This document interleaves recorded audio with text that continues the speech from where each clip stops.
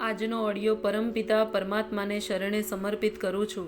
આપ સૌની શુભેચ્છા અમારા પર બની રહે તેવી અભ્યર્થના સહ. જય શ્રીમદ નારાયણ.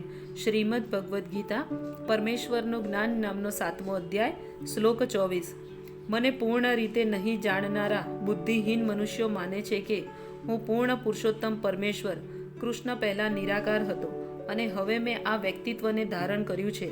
તેમના અલ્પ જ્ઞાનને કારણે તેઓ મારી અવિનાશી તથા સર્વોપરી પ્રકૃતિને જાણતા નથી. દેવોના ઉપાસકોને અલ્પ બુદ્ધિવાળા કહેવામાં આવ્યા છે અને અહીં નિર્વિશેષવાદીઓને પણ તે જ રીતે અલ્પ બુદ્ધિવાળા કહેવામાં આવ્યા છે. ભગવાન કૃષ્ણ પોતાના સાકાર રૂપમાં અહીં અર્જુનની સાથે વાત કરી રહ્યા છે. તેમ છતાં નિર્વિશેષવાદી પોતાના અજ્ઞાનને કારણે દલીલ કરતા હોય છે કે આખરે તો પરમેશ્વરનું કોઈ સ્વરૂપ હોતું નથી.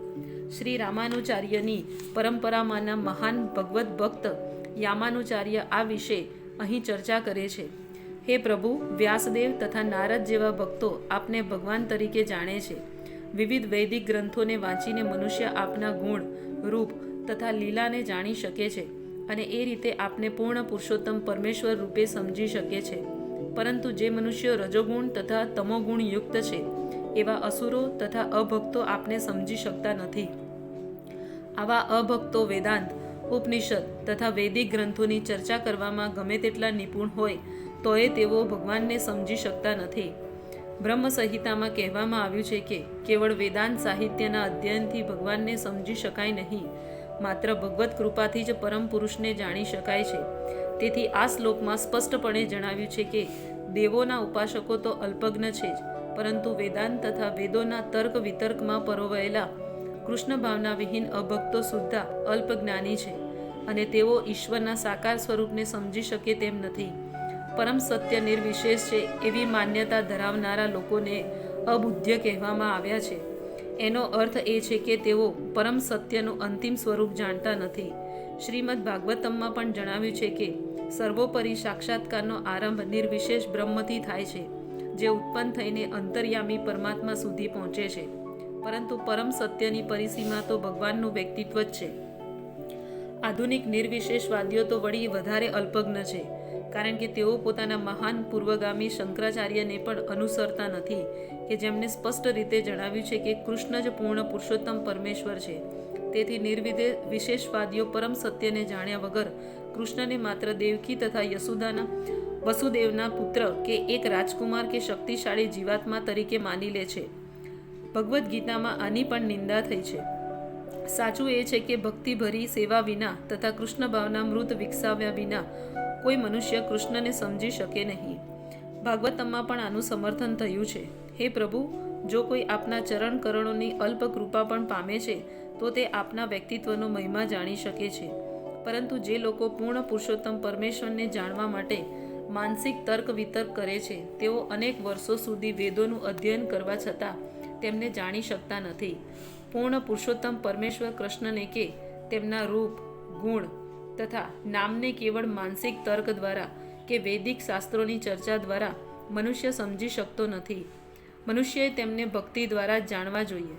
જ્યારે મનુષ્ય હરે કૃષ્ણ કૃષ્ણ કૃષ્ણ હરે હરે, હરે રામ રામ રામ હરે હરે આ મહામંત્રના જપથી આરંભી કૃષ્ણ ભાવના મૃતમાં પૂરેપૂરો તન્મય થઈ જાય છે, ત્યારે જ તે પૂર્ણ પુરુષોત્તમ પરમેશ્વરને સમજી શકે છે.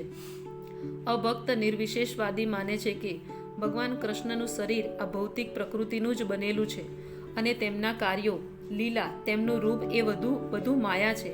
આવા નિર્વિશેષવાદીઓ માયાવાદી કહેવાય છે. તેઓ પરમ સત્યને જાણતા નથી. 20મા શ્લોકમાં પણ સ્પષ્ટપણે કહ્યું છે તેમજ જે લોકો કામનાઓથી અંધ થયેલા છે તેઓ અન્ય દેવોના આશ્રય જાય છે. એમ સ્વીકૃત કરવામાં આવ્યું છે કે ભગવાન ઉપરાંત અન્ય દેવો પણ છે કે જેમના પોતાના લોક છે અને ભગવાનનો પોતાનો પણ લોક છે.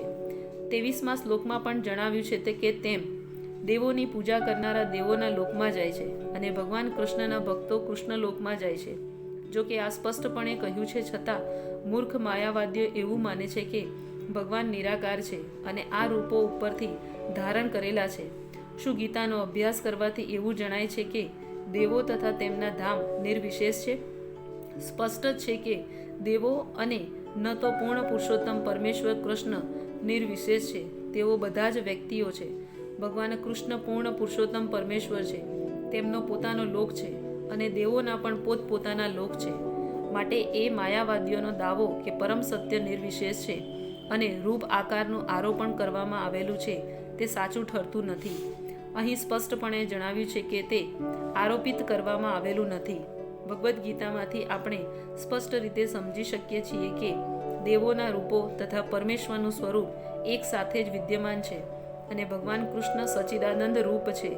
વેદો પણ સમર્થે છે કે સર્વોપરી પરમ સત્ય અર્થાત સ્વભાવે કરીને જ પૂર્ણ આનંદમય છે અને તેઓ અનંત શુભ ગુણોના ભંડાર છે. ભગવાન ગીતામાં કહે છે તેઓ અજ એટલે કે અજન્મા હોવા છતાં પ્રગટ થાય છે. ભગવદ્ ગીતામાંથી આપણે આ સર્વ તથ્યો જાણવા જોઈએ. ભગવાન કેવી રીતે નિર્વિશેષ હોઈ શકે એ આપણે સમજી શકતા નથી. ગીતાના વિધાનો પ્રમાણે નિર્વિશેષવાદી અદ્વૈતવાદીઓનો આ આરોપણ કર્યાનો સિદ્ધાંત ખોટો છે. અહીં આ સ્પષ્ટ છે કે પરમ સત્ય ભગવાન કૃષ્ણને રૂપ તથા વ્યક્તિત્વ બંને છે. જય શ્રીમદ નારાયણ.